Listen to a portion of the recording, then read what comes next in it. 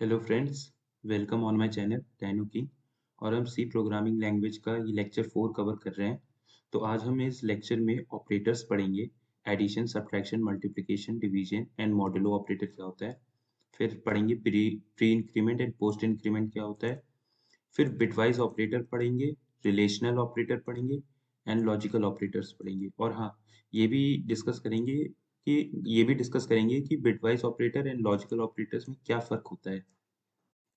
तो अब हम ये देख सकते हैं कि यहाँ पे मैंने इसका एक कोड लिखा हुआ है हैश इंक्लूड stdio.h। अब यहाँ पे ये देखिए, ये जो इंटीजर है मैंने a b c, b की वैल्यू फ्लोट कुछ डिफाइन की है d e है। ठीक। अब ये देखिए कि a की वैल्यू 13 है और b की वैल्यू 5 है। तो यूजुअली हम यहाँ पे डिवीजन कर रहे हैं 13 डिवाइड बाई 5। अब 13 डिवाइड बाई 5 होता है तो यूजुअली आपका होता है 2.6। बट ये जो c है ये आपका इंटीजर टाइप का है, तो 2.6 स्टोर नहीं होगा, सिर्फ 2 स्टोर होगा। और ये यूजुअली आप देखिए जो d डिवाइड बाई ई है 13 डिवाइड बाई 5, तो यहाँ पे आपका 2.6 स्टोर हो जाएगा f में। तो अभी ये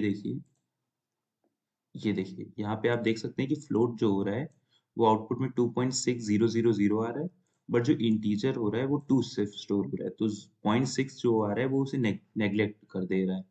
तो अगर आपको कहीं भी ऐसा लगे कि जहाँ पे डिवाइड या रिमाइंडर आ सकता है या फिर पॉइंट डेसिमल वैल्यू कंटेन कर रहे, तो वहाँ पे आप फ्लोट वैल्यू यूज़ कीजिए, और जहाँ पे आपको इंटीजर सिर्फ चाहिए वहाँ पे आप इंटीजर का इस्तेमाल कीजिए। अब एडिशन, सब्ट्रैक्शन और मल्टीप्लिकेशन ये बेसिक है, नॉर्मल, जैसे आप ये यूज़ कर सकते हैं। एडिशन, तो ये देखिए 18.00। एंड हम मल्टीप्लिकेशन देखें, 13 5 65 होता है, तो यहाँ पे इंटीजर 65 तो ये आपका ऑपरेशन हो चुका है। अब हम, हाँ, मॉडुलो मॉडुलो क्या होता है ये बताता हूँ। तो यूजुअली तो देखिए, जब हम 13 को 5 से डिवाइड करते हैं तो इसका रिमाइंडर क्या होता है, 3 होता है। तो यदि हम 13 मॉडुलो मॉडुलो को परसेंटेज से लिखा जाता है, परसेंटेज 5। तो हम यहाँ पे ये कह रहे हैं कि 13 मॉडुलो 5, मतलब जब 13 को 5 से डिवाइड करेंगे तो जो रिमाइंडर आएगा वो सी में इंसर्ट हो जाएगा। तो यहाँ पे हम अगर लिखते हैं और इसको थोड़ा चेंज करें, यहाँ पे ये कंट्रोल सेव इसको, तो यहाँ पे ये देखिए इंटीजर 3 आ रहा है। तो अब अगर मैं यहाँ पे 15 लिखूँ तो 15 डिवाइडेड बाय 5 कितना होता है आपका, कंप्लीटली डिवाइड हो जाता है। तो वो आपका रिमाइंडर उस टाइम पे 0 आएगा। तो ये आपका इंटीजर 0 आ रहा है। अगर मैं यहाँ पे 14 लिख दूँ तो आपका 4 आ जाएगा, आपका 4 हो जाएगा। ठीक है। आप इतना याद रखिएगा, जो मॉडुलो होता है वो आपका 0 टू n-1 तक होता है। तो अगर यहाँ पे 5 है n, तो यहाँ पे मॉडुलो आपका 0 से 4 तक होगा, बस 4 के बाद फिर से 0 की साइकिल आ जाएगी। इस साइकिल में रिपीट करता है। तो अब हम देखते हैं, ये हमारा ऑपरेशन हो चुका है। अब हम देखते हैं कि pre increment and post increment क्या होता है। तो अब हम pre increment and post increment देखते हैं कि क्या होते हैं। इससे पहले ध्यान से सुनिएगा, जो प्री इंक्रीमेंट की प्रायोरिटी होती है वो पोस्ट इंक्रीमेंट से ज़्यादा होती है। ठीक। अब आप ये देखिए, अगर हम इस सेंटेंस को लिखना चाहें दूसरे तरीके से तो हम कैसे लिखेंगे आपका, इसको हम ऐसे लिख सकते हैं ए प्लस प्लस और प्लस प्लस ए। ये इन तीनों लाइन का एक ही मतलब है, ए की वैल्यू बढ़ा दो। आपका इसको कहते हैं पोस्ट इंक्रीमेंट और इसको कहते हैं आपको प्री इंक्रीमेंट। ठीक। अब अगर हम इसको लिखिए हैश इंक्लूड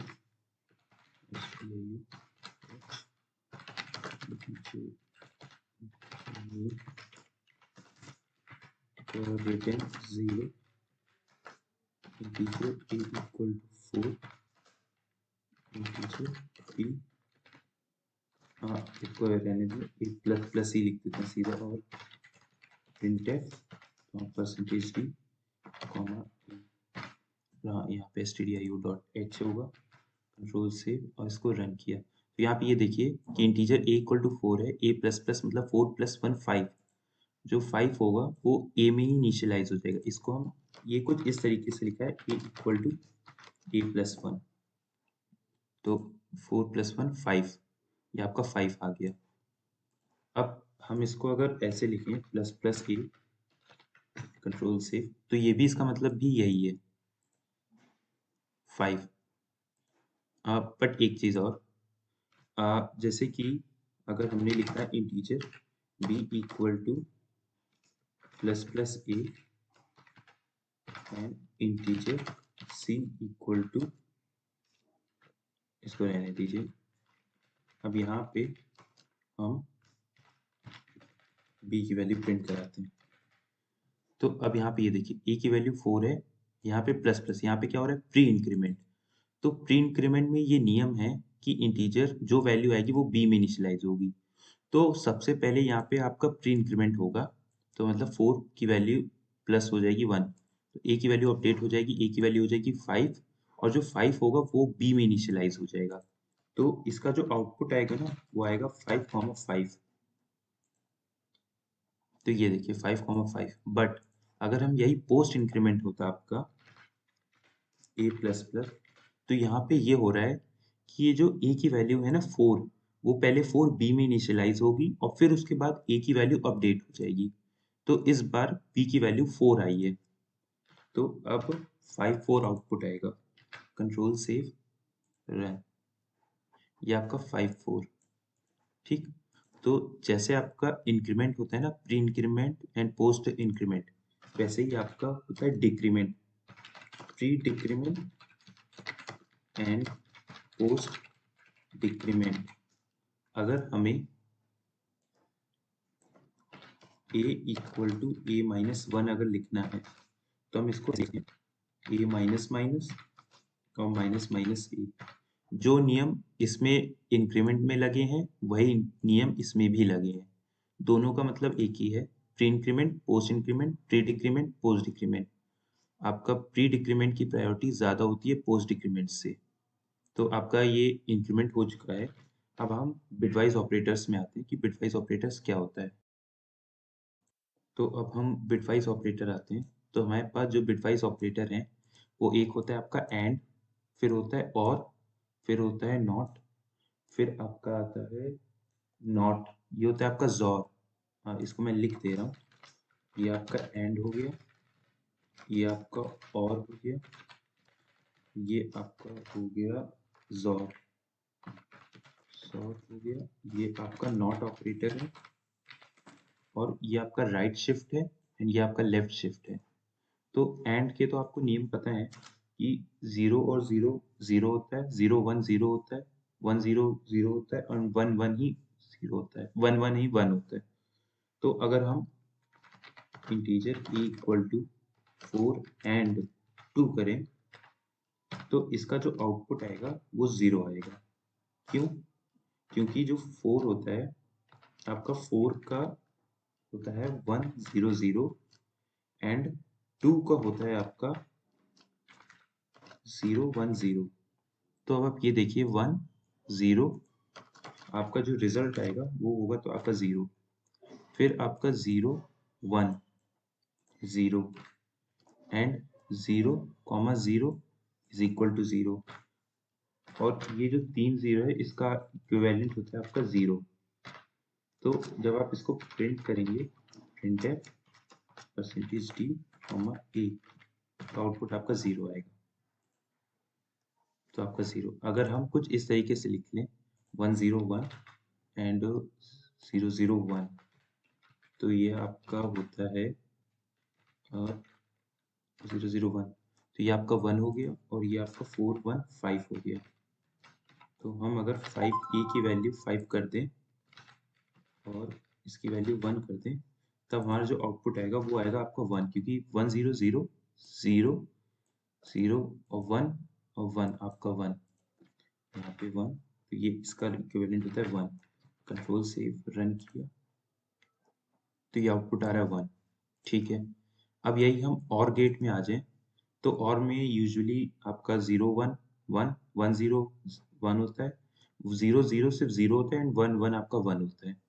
तो अब हम इसमें और गेट में आए तो 1 0 आपका हो गया 1, 0 ये आपका 0, ये जो मिडिल है ये आपका 0 और 0 इक्वल टू 0, और ये 1 एंड 1 आपका 1, तो ये हो जाएगा 4 1 5, तो इसका 5, तो इसका आउटपुट 5 आएगा। रन किया, 1 आ रहा है, एक मिनट देखते हैं क्यों आ रहा है। अच्छा, ये अभी तक 1 लिखा हो, तो यहाँ पे ये देखिए 5 और 1, तो आपका ये 5 आ गया। ठीक, अब हम इसमें आते हैं ज़ोर ऑपरेटर।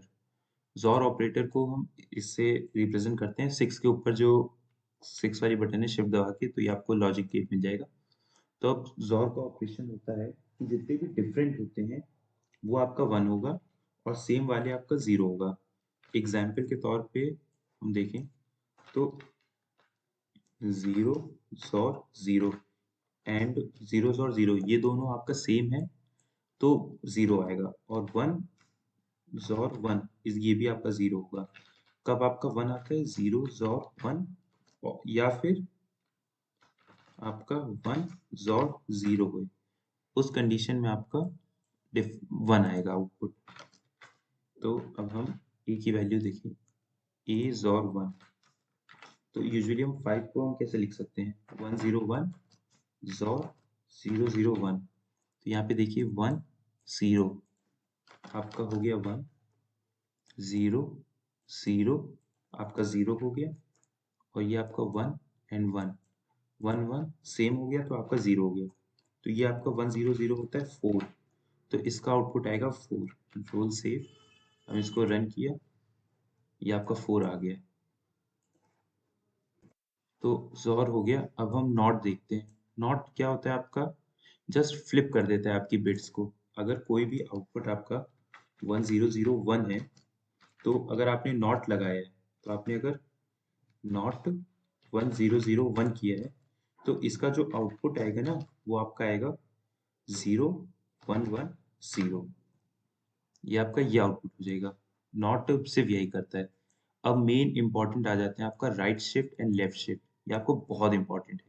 तो आप देखिए right shift and left shift में क्या होता है। यूजुअली मैंने 5 लिखा इंटीजर ए। अब हम ए में राइट शिफ्ट कर रहे हैं। ये हम पहले आपको मैं बता रहा हूँ कि होता क्या है। 5 1 कंट्रोल सेव, तो इसको रन कर रहे हैं। इसकी वैल्यू 4 कर लीजिए अभी आप, 4, और यहाँ पे 4। ठीक है। अब अब यहाँ पे देखिए ये 2 हो गया। राइट शिफ्ट का क्या मतलब होता है कि ये देखिए, जनरली जो 4 का वो होता है बाइनरी कोड, वो होता है आपका 100। ठीक, तो अब जैसे आपका सिस्टम अगर 32 बिट आर्किटेक्चर है, तो यहाँ पे 32 मतलब ये 28 तक 0 होंगे, है ना, और फिर उसके बाद 29 30 31, 29 तक 0 होंगे, फिर आपका 30 बिट होगी आपकी 1, फिर 31 आपकी 0 होगी, और 32 ये आपकी 0 होगी। तो राइट शिफ्ट ये करता है कि ये जो 1 है ना, यहाँ पे 1, ये कहता है कि यहाँ पे एक और 0 ऐड हो गया है, और यहाँ पे जो 0 था उसकी, वो हट जाएगा। तो अब आपका रिजल्ट कुछ इस तरीके का हो गया है। तो 0 1 0, तो जो आपका आउटपुट आया 0 1 0, ये हो गया आपका 2। इनडायरेक्टली कहें तो ये हो गया आपका डिवाइड। इसका मतलब है कि अगर 4 1 इक्वल टू 4 डिवाइडेड बाय 2 की पावर, 2 की पावर यहाँ पे जो एलिमेंट है वो, अगर यहाँ पे 2 की पावर 2 लिख दें, तो मतलब 2 की पावर 2 4, तो इसका आउटपुट आ जाएगा आपका 4। तो यूजुअली हम देखते हैं, तो यहाँ पे देखिए 1 आ गया आउटपुट। ठीक, और लेफ्ट शिफ्ट आपका ये होता है, तो जैसे कि देखिए आपका 4 होता है आपका 100। ठीक, तो आपका लेफ्ट शिफ्ट अब ये आप बोल रहे हैं कि आगे की तरफ 2 0 ऐड कर दो। आगे की तरफ 2 0, इसका मतलब अब आउटपुट हो गया 1 1 2, 2 इनिशियल पहले तो थे वो, अब इसके आगे 1 2, तो अब इसका आउटपुट हो गया 0 1 2 3 4, मतलब 16। अब 16 हो गया, सेव किया, इसका आउटपुट 16 आ रहा है। इनडायरेक्टली लेफ्ट शिफ्ट में हम होगी, इनडायरेक्टली कहें तो यहाँ पे हुआ है मल्टीप्लीकेशन, 4 मल्टीप्लाइड बाय 2 की पावर यहाँ पे जो नंबर है ना वो 2 को 2 बार मल्टीप्लाई किया गया है, 2 की पावर 2 इक्वल टू 16। अगर हम यहाँ पे 3 लिख देते हैं तो यहाँ पे 2 की पावर 3, तो मतलब 4 मल्टीप्लाइड बाय 8, 4 8 से 32 आ जाता। तो कंट्रोल सेव अगर रन करके देखें 32 आएगा आपका 32। मतलब हर एक बार बिट आपकी बढ़ रही है। जैसे यहाँ पे 3 है ना, तो 4 का होता है 100, तो 100 के आगे 3 बिट और ऐड कर दीजिए, यहाँ पे 0, तो ये आपका 3, ये आपका 32 हो गया।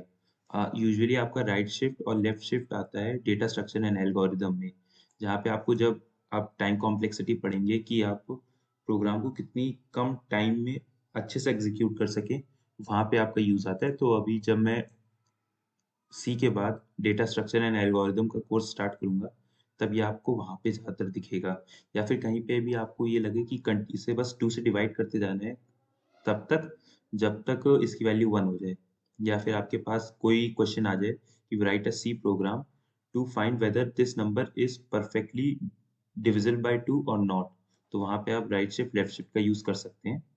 तो अब आपका बिटवाइज ऑपरेटर हो गया। आपका रिलेशनल ऑपरेटर क्या होता है वो हम देखते हैं।